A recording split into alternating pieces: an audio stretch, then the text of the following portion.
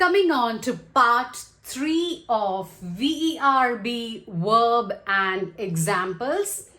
Part 1 was all about transitive, intransitive, ditransitive and ambitransitive verbs. Part 2 we saw regular, irregular, stative and dynamic verbs. And now here we proceed on with part 3, and that is auxiliary verb.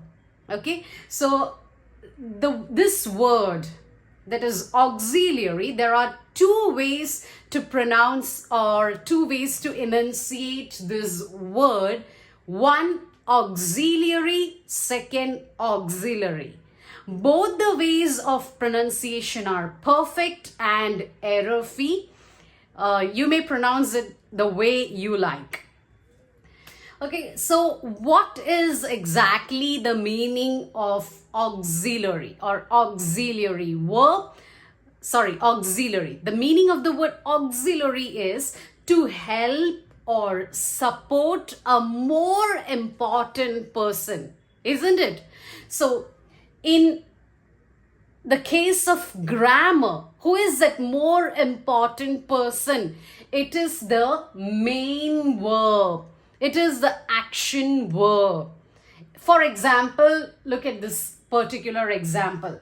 I am reading. So who is the supporting verb? Auxiliary means the helping verb or supporting person who is supporting a more important person.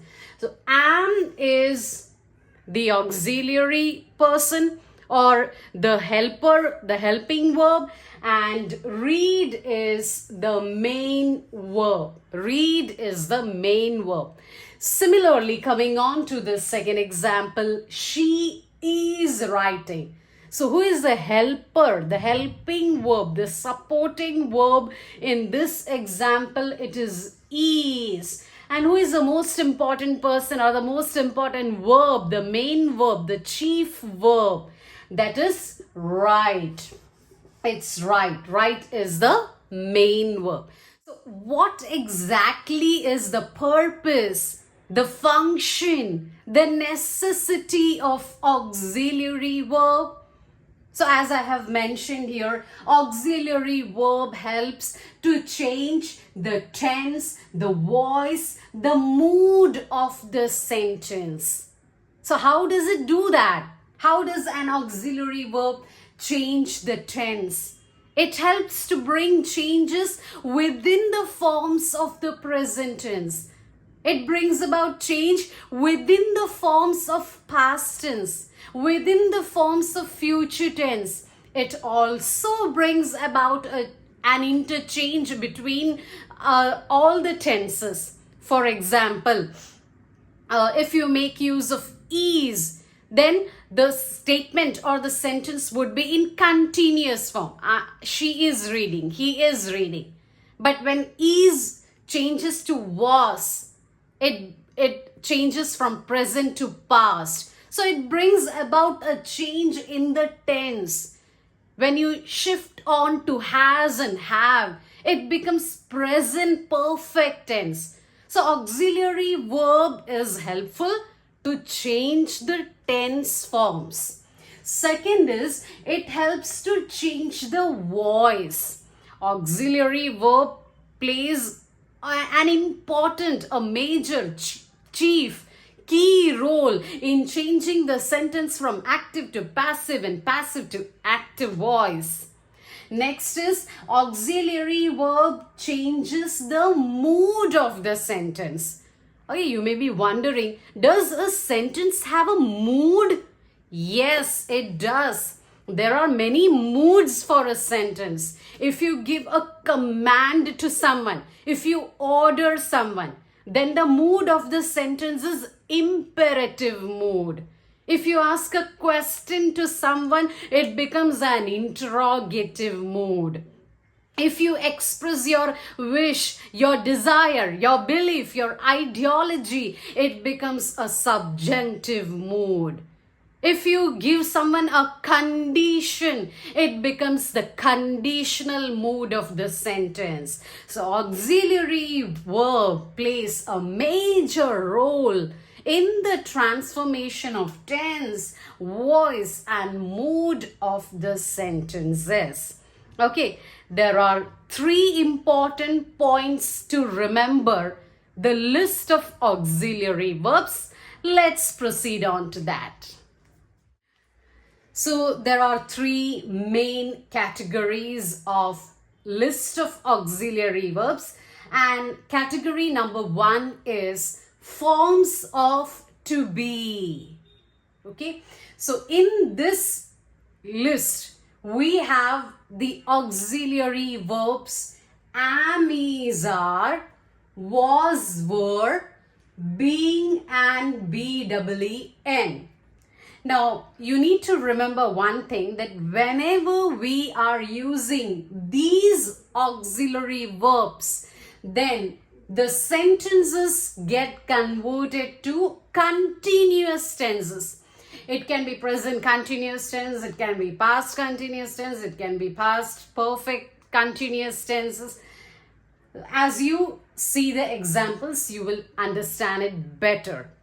Okay, first 2-3 sentences belong to present continuous, the next belongs to past continuous. So you can see everywhere there is an ing form when you use these auxiliary verbs. There are in total 1, 2, 3, 4, 5, 6, 7 auxiliary verbs in this category. Now, when and where exactly should you use present continuous? When should we use past continuous? These sessions have been already done, and the link would be provided in the description box. You can just have a look. Coming back to the examples, example number 1 is I am reading a book. I am reading a book. So auxiliary am always comes with the subject I. I am reading a book. The main verb, this is the main verb read. In the second example, she is reading a book. She is the auxiliary verb and read is the main verb. Coming on to the third example, the third sentence is in passive voice. A book is being read by her. This is auxiliary verb, and read again is the main verb, and this is in passive voice. He was reading a book. Was is auxiliary. Read is the main verb. They were reading a book. Were is auxiliary. Read is the main verb. He has been writing a novel. So BEEN is auxiliary. So you need to keep in mind that whenever you are using this list of auxiliary verbs, mind you, the sentences would always have an ing form, meaning they would be always in continuous tenses. Present continuous, past continuous, present perfect continuous, past perfect continuous. This is category number 2 of auxiliary verbs, that is forms of have. Here we have 3 auxiliary verbs: has, have, had. So mainly the sentences would become participle form. Participle means the third form of the verb. He has read a book. So has is the auxiliary verb and read is the past participle of the verb. They have read books. Again, have is the auxiliary verb and read is the past participle form of the word read. Next is he has been reading. This is in present perfect continuous tense. They have been reading. She has been reading. So in this case, has been is the auxiliary verb and has is a form of have. Read is the main verb. So mostly has, have and had, they are used in perfect tenses where the verb becomes participle form. So this is category number 3, and that is forms of modal auxiliaries. Mind you, how do we spell modal? M-O-D-A-L. It's about a mode. It's a verb. A verb, it gives us the state of a verb. It lets us know the state of a verb.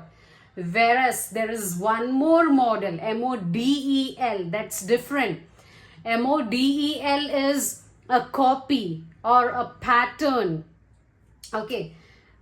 So modal auxiliaries, will.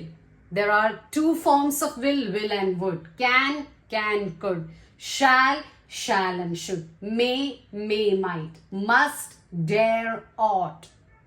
Now, when should we use these modal auxiliaries?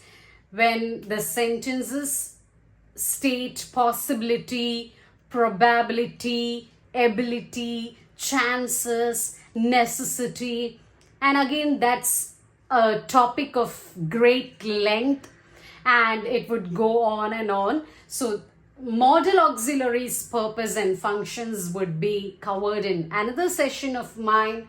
So these are the list of category 3 of auxiliary verbs.